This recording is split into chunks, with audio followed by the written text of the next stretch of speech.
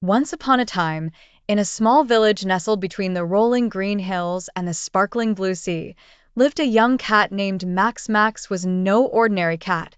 He had the heart of a lion, though his paws were much smaller.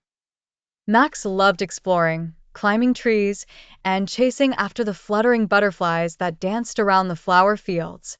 One sunny morning, as the village was beginning to stir awake, Max heard a commotion near the edge of the village.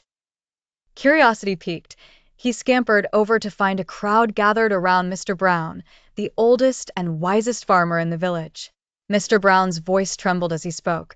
"There's a terrible storm coming, and we must protect the cattle on the meadow."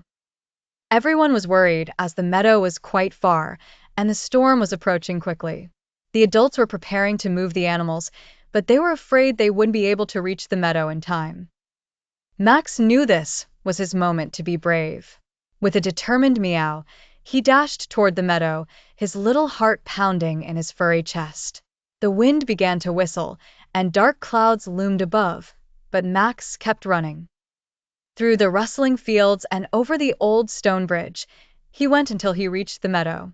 The cows grazed lazily, not aware of the impending danger. Max jumped onto a rock and let out a loud and commanding meow to gather the herd.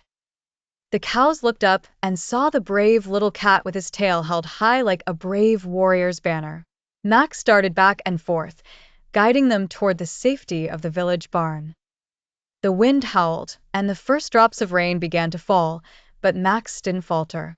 He led the way, and the cows followed, trusting in their courageous leader. By the time they reached the shelter, the storm had begun to unleash its fury. All the cows were safe inside, thanks to Max's bravery.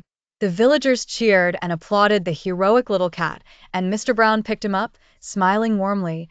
"You are truly a fearless feline, Max." From that day on, Max was known as the hero of the village, proving that courage isn't about the size of one's paws, but the size of one's heart. And so, in a cozy corner of the barn, Max purred himself to sleep, dreaming of his next brave adventure.